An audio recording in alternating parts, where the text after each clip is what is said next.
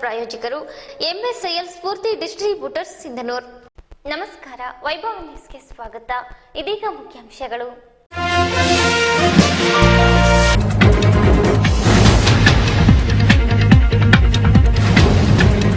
ಬರದ ಛಾಯೆಗೆ ಬದುಕು ಭಾರ, ಇದ್ದ ಎತ್ತು ಮಾರಿ ತಾವೇ ಎತ್ತಾಗಿ ತೊತ್ತಾಗಿ ಕುಂಟೆ ಎಳೆಯುವ ರೈತ.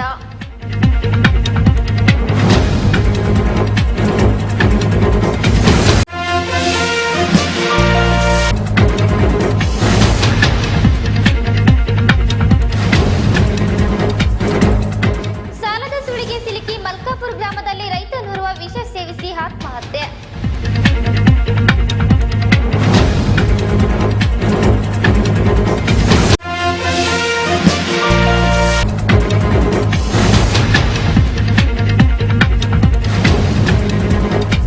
ಬಣಜಿಗ ಸಮಾಜ ರಾಜಕೀಯ ಶಕ್ತಿಯಾಗಿ ಹೊರಹೊಮ್ಮಲು ನಿರ್ಧಾರ.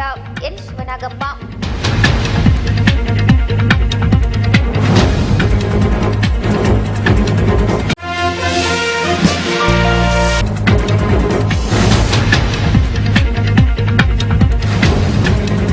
ನೇತ್ರದಾನ ಮಾಡುವ ಮೂಲಕ ಅಂಧರ ಬಾಳಿಗೆ ಬೆಳಕಾಗಲು ಡಾಕ್ಟರ್ ಚನ್ನನಗೌಡ ಪಾಟೀಲ್ ಸಲಹೆ.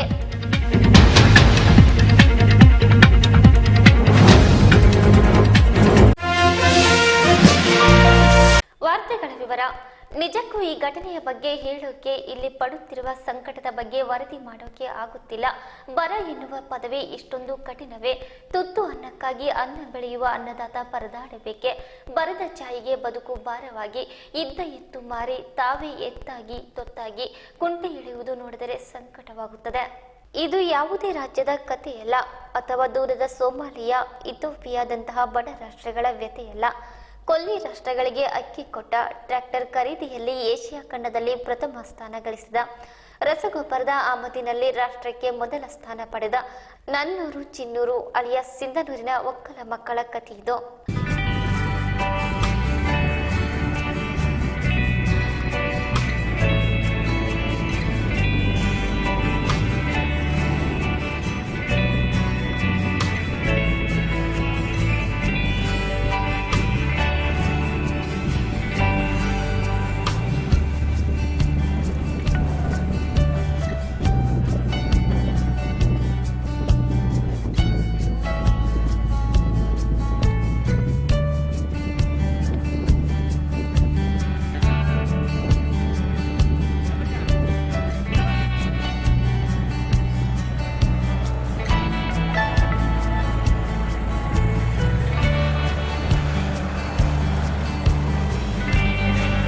ಕಳೆದ 3 ವರ್ಷಗಳಿಂದ ಈ ತಾಲೂಕು ಬರದ ಛಾಯೆಗೆ ಸಿಲುಕಿದೆ.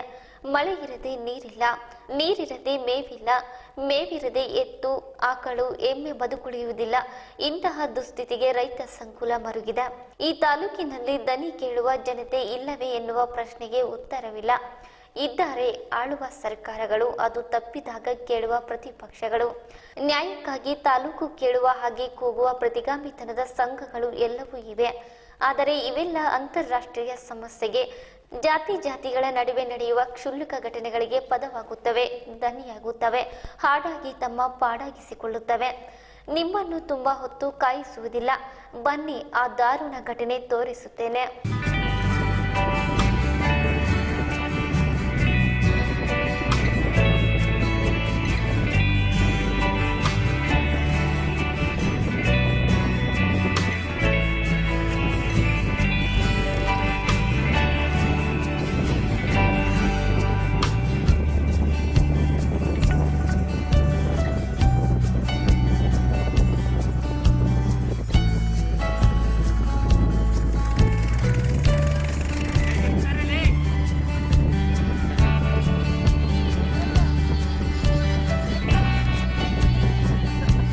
ತಾಲೂಕಿನ 4 ಮೈಲ್ ಕ್ಯಾಂಪಿನ ರೈತ ಸಹೋದರರಾದ ಪ್ರದೀಪ್ ಮತ್ತು ವೀರೇಶ್ ಇದೀಗ 2 ಎಕರೆ ಪ್ರದೇಶದಲ್ಲಿ ಹತ್ತಿ ಬಿತ್ತನೆ ಮಾಡಿದ್ದು, ಉತ್ತಲು ಎತ್ತು ಇರದಿರುವುದರಿಂದ ಅಣ್ಣ ತಮ್ಮಂದಿರು ಹೆಗಲ ಮೇಲೆ ನೊಗ ಹೊತ್ತು ಬಿತ್ತನೆ ಕಾರ್ಯಕ್ಕೆ ಅಣಿಯಾಗಿದ್ದಾರೆ.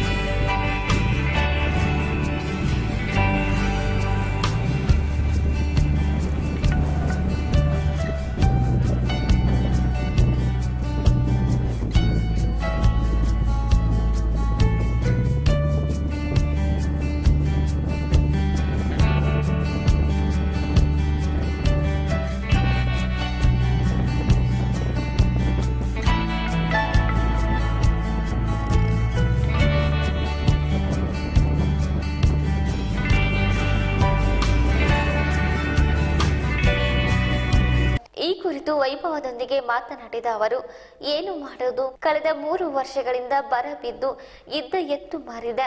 ಬದುಕುವುದು ತುಂಬಾ ಕಷ್ಟವಾಗಿದೆ ಸರ್. ನಮ್ಮ ಕಷ್ಟ ಯಾರು ಕೇಳಬೇಕು ಎಂದು ಅವಲತ್ತುಕೊಂಡರು. ರೈತರಿಗೆ ಎಲ್ಲ ಹಣ ಇಲ್ಲದ ಸಲುವಾಗಿ ನಾವು ಮನುಷ್ಯರು ಹೇಳ್ತೀವಿ, ಎತ್ತು ತರ ಆಗ್ಲಾರ್ದ ಬಡ್ಡಿ. ಎತ್ತು ತರಕ್ಕೆ ನಮ್ಮ ಹತ್ರ ದುಡ್ಡಿಲ್ವಾ? ದುಡ್ಡಿಲ್ರಿ. ಅವೆಲ್ಲ ಬಡ ಪರಿಸ್ಥಿತಿಗೆ ಹಿಂಗೆಲ್ಲ ಹೇಳ್ಬೇಕಾಗ್ತದೆ. ಎಷ್ಟು ಎಕರೆ ಇದ್ದಾರೆ ಹೊಲ? ನಾವು 2 ಎಕರೆ ಹಚ್ಚಿವಿ ರೀ ಹತ್ತಿ.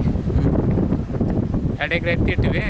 ಈಗ ಎತ್ತು ತರಲಾರ್ದ ಬಟ್ಟಿಗೆ ಇದನ್ನ ಹೇಳೋದು ಸ್ವಲ್ಪ ಇದು ಮಾಡೋಕ್ಕಂತ ಮಾಡಕ್ಕೆ ಹಚ್ಚಿ. ಮಳೆ ಚೆನ್ನಾಗೈತೆ? ಮಳೆ ಆಗೈತೆ. ಹಣಕಾಸಿನ ತೊಂದರೆಯಿಂದ ಹಣಕಾಸು ತೊಂದರೆ ಇದ್ದ ಸಲುವಾಗಿ ಇದು ಹೇಳಕ್ಕೈತಿ. ನಿಮ್ಮ ಹೆಸರು? ಪ್ರದೀಪ್. ಪ್ರತಿ ವರ್ಷ ಇದೇ ಥರನ ಏನು? ಇಲ್ಲ, ಈ ವರ್ಷ ರೀ. ಈ ವರ್ಷ ಹಿಂಗೈತೆ. ಮಾತಾ ಇದೇ ವರ್ಷ ಹಿಂಗೆ ಆಗಿದ್ರಿ ನಮಗೆ. ವರ್ಷ ಏನು ಅಷ್ಟು ಇದೇ ಇರ್ತದ್ರಿ. ಈ ವರ್ಷ ಸ್ವಲ್ಪ ತೊಂದರೆ ಆಗಿ ಹೋದ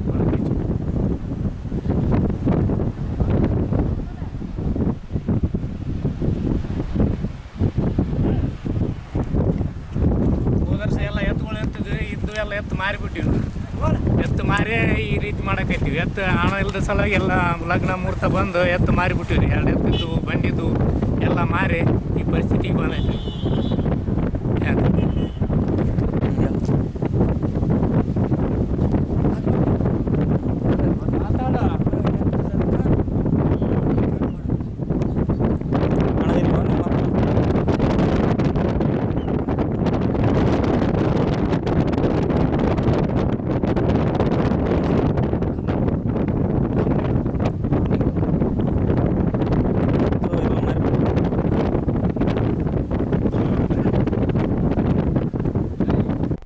ಸಿಂಧನೂರು ತಾಲೂಕಿನ ಮಲ್ಕಾಪುರ ಗ್ರಾಮದಲ್ಲಿ ರೈತನೋರ್ವ ವಿಷ ಸೇವಿಸಿ ಆತ್ಮಹತ್ಯೆ ಮಾಡಿಕೊಂಡಿರುವ ಘಟನೆ ನಡೆದಿದೆ. ಗ್ರಾಮದ 60 ವರ್ಷದ ಹನುಮಂತಪ್ಪ ತಿಮ್ಮಣ್ಣ ಎನ್ನುವ ರೈತನೇ ಆತ್ಮಹತ್ಯೆ ಮಾಡಿಕೊಂಡಿದ್ದಾರೆ.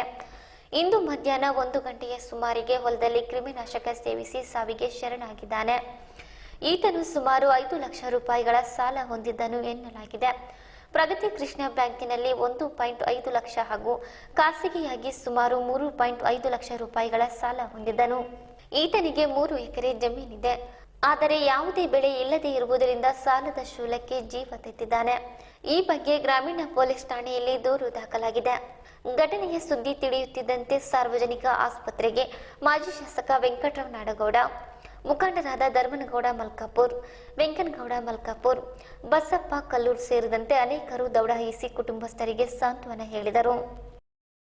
ಸಿಂಧನೂರು ತಾಲೂಕಿನಲ್ಲಿ ಬಣಜಿಗ ಸಮಾಜ ರಾಜಕೀಯ ಶಕ್ತಿಯಾಗಿ ಹೊರಹೊಮ್ಮಲು ಹಾಗೂ ಜುಲೈ ಮೊದಲ ವಾರದಲ್ಲಿ ಬಣಜಿಗ ಸಮಾಜದ ಎಸ್ಎಸ್ಎಲ್ಸಿ ಹಾಗೂ ಪಿಯುಸಿ ಪರೀಕ್ಷೆಯಲ್ಲಿ 85%ಕ್ಕೂ ಅಧಿಕ ಅಂಕ ಪಡೆದು ಉತ್ತೀರ್ಣರಾದ ಪ್ರತಿಭಾವಂತ ವಿದ್ಯಾರ್ಥಿಗಳಿಗೆ ಪುರಸ್ಕರಿಸಲು ಸಭೆಯಲ್ಲಿ ಒಕ್ಕೊರಲ ನಿರ್ಧಾರ ಕೈಗೊಳ್ಳಲಾಯಿತು. ನಂತರ ಸುದ್ದಿಗೋಷ್ಠಿಯನ್ನುದ್ದೇಶಿಸಿ ಮಾತನಾಡಿದ ಸಮಾಜದ ಹಿರಿಯ ಮುಖಂಡ ಎನ್ ಶಿವನಾಗಪ್ಪ, ಸಿಂಧನೂರು ತಾಲೂಕಿನಲ್ಲಿ ಬಣಜಿಗ ಸಮಾಜಕ್ಕೆ ಎಲ್ಲಾ ಪಕ್ಷಗಳಿಂದಲೂ ಅನ್ಯಾಯವಾಗಿದೆ.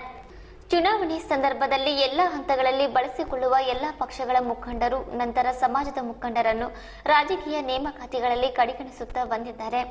ಚುನಾವಣೆಗಳಲ್ಲಿ ವೀರಶೈವರೆಲ್ಲ ಒಂದು ಎಂದು ಹೇಳುವ ಮುಖಂಡರು ನಂತರ ಸೌಜನ್ಯಕ್ಕಾದರೂ ಸಮಾಜದ ಕಷ್ಟ ಸುಖಗಳನ್ನು ಕೇಳುವುದಿಲ್ಲ. ಬಣಜಿಗ ಸಮಾಜ ಊಟದಲ್ಲಿ ಕರಿಬೇವು ಇದ್ದಂತಾಗಿದೆ ಎಂದು ಆಕ್ರೋಶ ವ್ಯಕ್ತಪಡಿಸಿದರು. ಬಣಜಿಗರ ಕ್ಷೇಮಾಭಿವೃದ್ಧಿ ಸಂಘ ಈಗಾಗಲೇ ರಚನೆಯಾಗಿ ಸುಮಾರು ವರ್ಷಗಳಾದವು. ನಮ್ಮಲ್ಲಿರ್ತಕ್ಕಂಥ ಬಹುತೇಕ ನಮ್ಮ ಸಮಾಜದ ಜನರಿಗೆ ಬಹಳ ಅನ್ಯಾಯ ಆಗಿದೆ. ಆ ಅನ್ಯಾಯವನ್ನು ಇಲ್ಲಿವರೆಗೂ ಯಾರೂ ಕೂಡ ಸರಿಪಡಿಸಲಿಕ್ಕೆ ಆಗಿಲ್ಲ. ಸಿಂಧನೂರು ತಾಲೂಕಿನಲ್ಲಿ ಸಾಕಷ್ಟು ನಾವು ವಾಣಿಜ್ಯ ಎಲ್ಲ ಇದರಲ್ಲಿ ಕೂಡ ಪ್ರಬಲರಾಗಿ ನಾವು ರಾಜಕೀಯ ಒಂದು ಶಕ್ತಿಯನ್ನು ಕುಗ್ಗಿಸಿದ್ದಾರೆ ನಮಗೆ. ಆ ಒಂದು ರಾಜಕೀಯ ಬಲವನ್ನು ಹೆಚ್ಚಿನ ಒಂದು ಇದರಿಂದ ನಾವೆಲ್ಲರೂ ಸಂಘಟನೆ ಮಾಡಿ ರಾಜಕೀಯ ಶಕ್ತಿಯನ್ನು ಹೆಚ್ಚಿಸಿಕೊಂಡು ಮುಂದೆ ಬರುವ ಯಾವುದೇ ಚುನಾವಣೆ ಇರಲಿ ನಾವು ಆ ಒಂದು ಚುನಾವಣೆಯಲ್ಲಿ ಸ್ಪರ್ಧಿಸ್ತಕ್ಕಂಥ ಕೆಲಸ ಮಾಡ್ತೀವಿ. ನಾವು ಹೋರಾಟ ಮಾಡ್ತೀವಿ. ಹೋರಾಟದ ಮುಖಾಂತರ ನಮ್ಮ ಸಮಾಜವನ್ನು ಸಂಘಟನೆ ಮಾಡಿ ಒಂದು ಪ್ರಬಲಗೊಳಿಸ್ತೀವಿ ಅಂತಕ್ಕಂಥ ಮಾತನ್ನು ಈ ಸಂದರ್ಭದಲ್ಲಿ ಹೇಳ್ತೀನಿ. ಮತ್ತೋರ್ವ ಮುಖಂಡ ಸಿದ್ದರಾಮಪ್ಪ ಮಾಡಸಿರ್ವಾರ್ ಮಾತನಾಡಿ, ಸಹನೆಗೂ ಒಂದು ಮಿತಿ ಇದೆ. ಅತಿಯಾದ ಸಹನೆಯನ್ನು ರಾಜಕೀಯ ನಾಯಕರು ದೌರ್ಬಲ್ಯವೆಂದು ತಿಳಿದುಕೊಳ್ಳಬಾರದು. ಈ ಬಾರಿ ಚುನಾವಣಾ ಅಖಾಡಕ್ಕಿಳಿಯಲು ಬಣಜಿಗ ಸಮಾಜದ ಮುಖಂಡರು ನಿರ್ಧರಿಸಿದ್ದೇವೆ. ಸಮಾಜದ ಏಳಿಗೆಗಾಗಿ ರಾಜಕೀಯ ಅಧಿಕಾರ ಅವಶ್ಯಕವಾಗಿದೆ. ಅದಕ್ಕಾಗಿ ರಾಜಕೀಯ ಶಕ್ತಿ ಬೆಳೆಸಲು ಸಮಾಜದ ಯುವಕರು ಸ್ವಯಂ ಪ್ರೇರಿತರಾಗಿ ಸಭೆ ಕರೆಯಲು ಮುಖಂಡರನ್ನು ಒತ್ತಾಯಿಸಿದರು. ಅದರನ್ವಯ ಸಭೆ ಕರೆದು ಈ ಬಾರಿ ಚುನಾವಣೆಗೆ ನಿಲ್ಲಲು ನಿರ್ಧರಿಸಲಾಗಿದೆ ಎಂದು ಗುಡುಗಿದರು.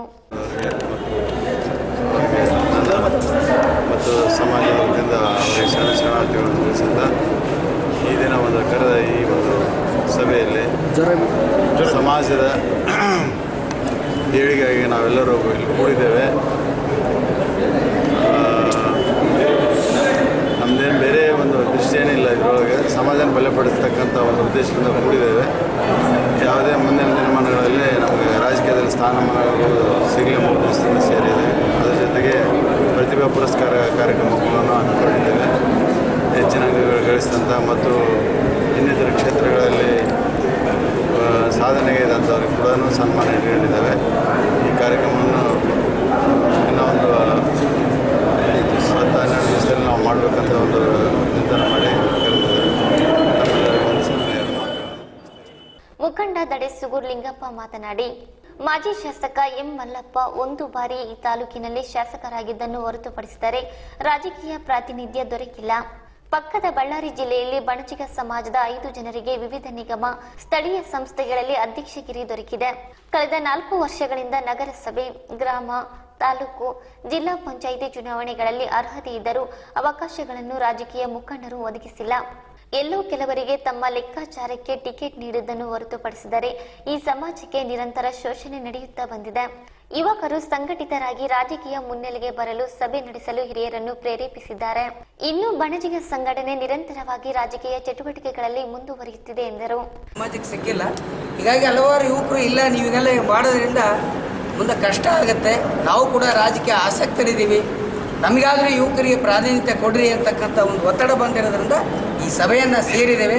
ಮುಂದಿನ ದಿನಗಳಲ್ಲಿ ಅತಿ ಹೆಚ್ಚು ಸಂಘಟನೆಗೆ ಒತ್ತನ್ನು ಕೊಡ್ತೀವಿ ಮತ್ತು ಬಲವನ್ನು ಪ್ರದರ್ಶನ ಮಾಡಿ. ಸಭೆಯಲ್ಲಿ ಸಮಾಜದ ಹಿರಿಯ ಮುಖಂಡ ವೀರೇಶಪ್ಪ ಸಿರುಗುಂಪಿ, ವೀರೇಂದ್ರ ಪ್ರಸಾದ್ ಮೇರ್ನಾಳ್, ಸಮಾಜದ ಮುಖಂಡ ತೊಂತನಾಳ್ ಬಸವರಾಜಪ್ಪ, ಶಿವಕುಮಾರ್ ಜವಳಿ, ಕಂಟೆಪ್ಪ, ಮಂಜುನಾಥ್ ಎಂ, ಶಿವಪ್ರಸಾದ್ ಜವಳಿಗೇರ, ಶರಣಪ್ಪ ಚೆನ್ನಳ್ಳಿ, ಅಮರೇಶ್ ಎನ್, ವಿಜಯಕುಮಾರ್ ಸೇರಿದಂತೆ ಮತ್ತಿತರರು ಇದ್ದರು. ಈಗ ಚಿಕ್ಕದೊಂದು ವಿರಾಮ.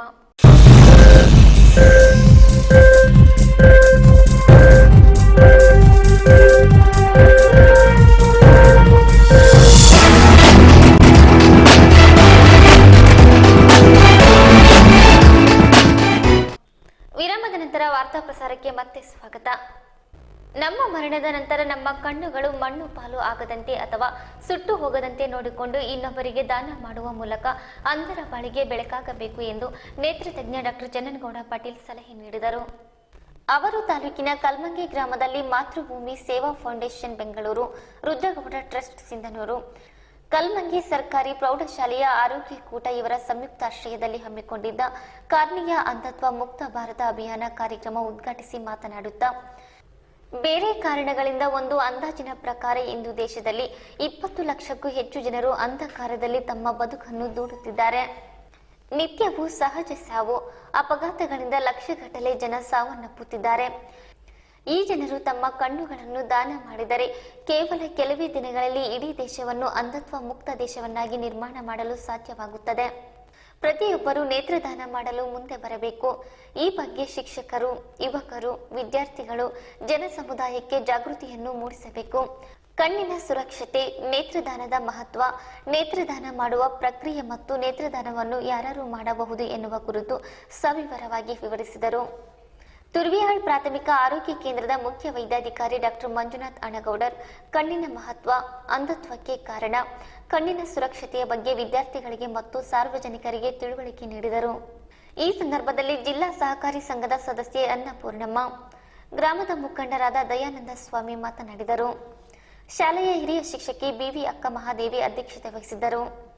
ಈ ಸಂದರ್ಭದಲ್ಲಿ ಮಾತೃಭೂಮಿ ಸೇವಾ ಫೌಂಡೇಶನ್ನ ಜಿಲ್ಲಾ ಸಂಚಾಲಕ ಸೋಮನಾಥ್ ಜಹಗೀರ್ದಾರ್, ಮನುಕುಲಾಶ್ರಮದ ಸಂಸ್ಥಾಪಕ ಅಧ್ಯಕ್ಷ ಮಲ್ಲಿಕಾರ್ಜುನ್, ಪದಾಧಿಕಾರಿಗಳಾದ ವಿಶ್ವನಾಥ್ ಕುಲಕರ್ಣಿ, ದೊಡ್ಡ ಬಸವ ಎಚ್ ಮುಂದಿನಮನಿ, ಬಸನಗೌಡ ಜಾಲಿಹಾಳ್, ಶ್ರೀ ಧರ್ಮಸ್ಥಳ ಸಂಸ್ಥೆಯ ಅನುರಾಧ, ಉಮನುಟಿ ಗ್ರಾಮ ಪಂಚಾಯತ್ ಲಗ್ಗಿಗ ದೇವಮ್ಮ, ಶಾಲೆಯ ಶಿಕ್ಷಕರಾದ ಜಯಶ್ರೀ ಆಶ್ರಿತ್, ವೀರೇಶಪ್ಪ ಅಂಗಡಿ, ಶರಣಪ್ಪ ಮುಳ್ಳೂರ್, ಸುಭಾಷ್ ಪತ್ತಾರ್, ವೀರೇಶ್ ಗೋನ್ವಾರ್, ರಾಜಪ್ಪ, ಯುವ ಮುಖಂಡರಾದ ಬಸವರಾಜ್ ಕುಲಕರ್ಣಿ, ಅಭಿಷೇಕ್ ಹಿರೇಮಠ್, ಇಮಾಂ ಸಾಬ್ ಸೇರಿದಂತೆ ಇತರರು ಹಾಜರಿದ್ದರು.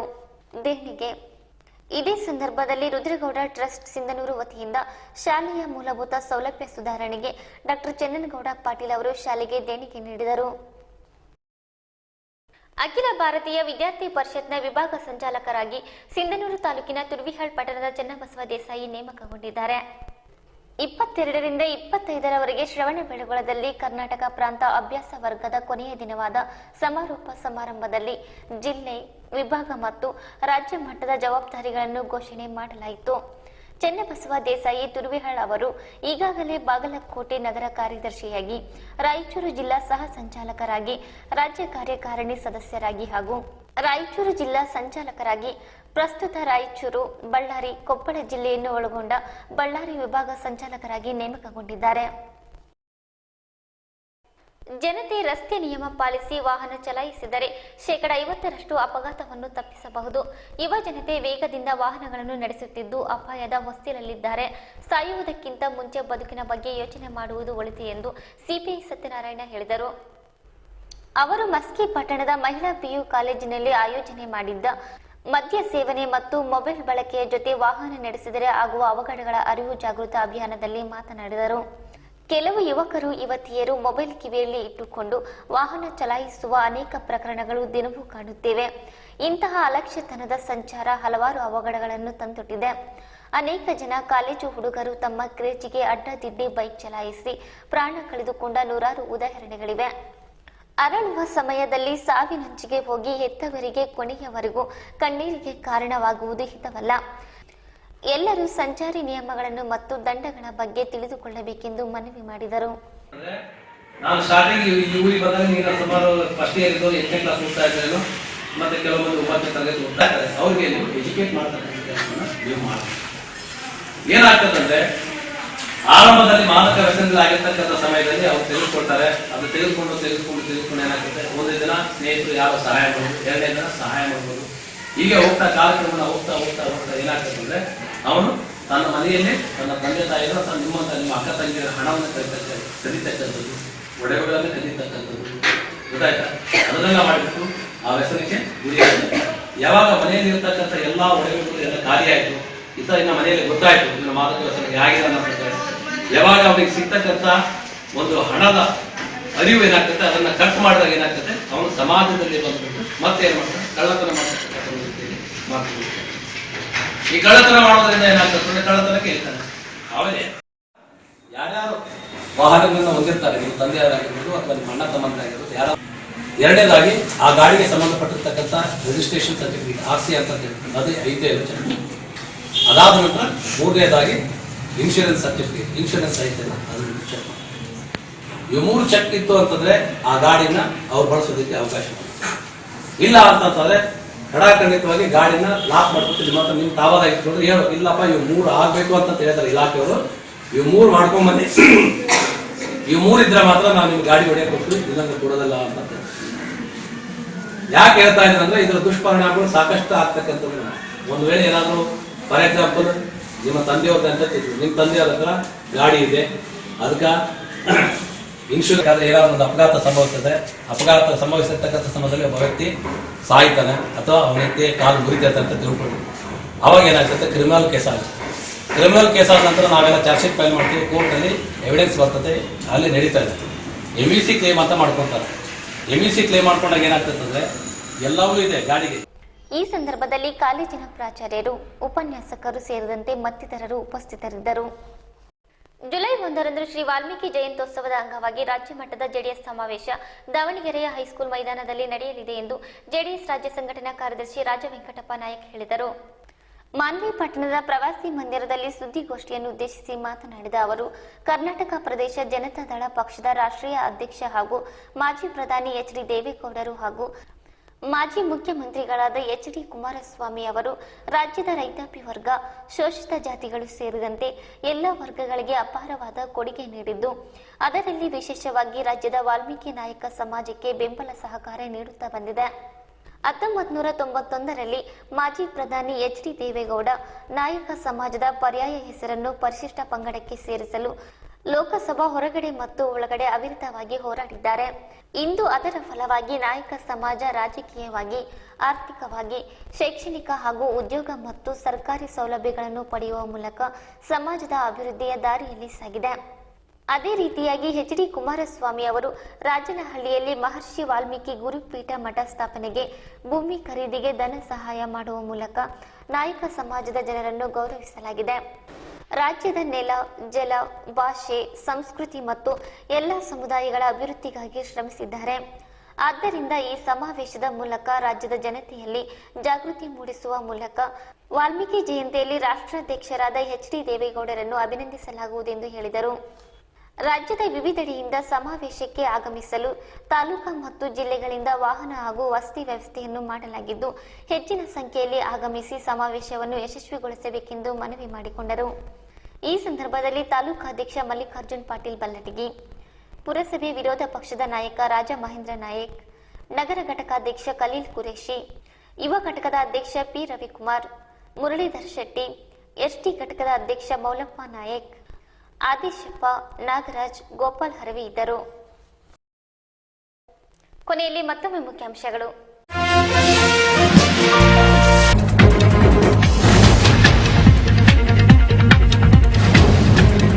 ಬರದ ಛಾಯೆಗೆ ಬದುಕು ಭಾರ, ಇದ್ದ ಎತ್ತು ಮಾರಿ ತಾವೇ ಎತ್ತಾಗಿ ತೊತ್ತಾಗಿ ಕುಂಟೆ ಇಳಿಯುವ ರೈತ.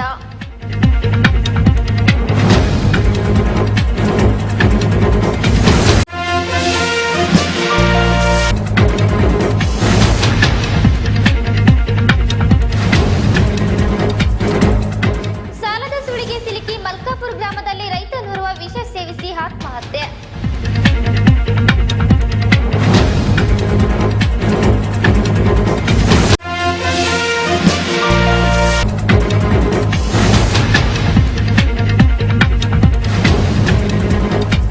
ಬಣಜಿಗ ಸಮಾಜ ರಾಜಕೀಯ ಶಕ್ತಿಯಾಗಿ ಹೊರಹೊಮ್ಮಲು ನಿರ್ಧಾರ, ಎನ್ ಶಿವನಾಗಪ್ಪ.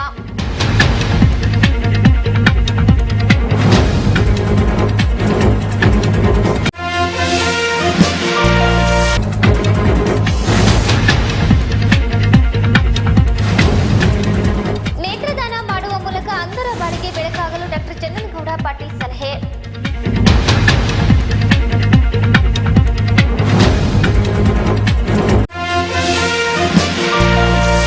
ಇಲ್ಲಿಗೆ ಇಂದಿನ ವಾರ್ತಾ ಪ್ರಸಾರ ಮುಕ್ತಾಯವಾಯಿತು. ನಿರಂತರವಾಗಿ ವೀಕ್ಷಿಸಿ ವೈಭವ ಟಿವಿ.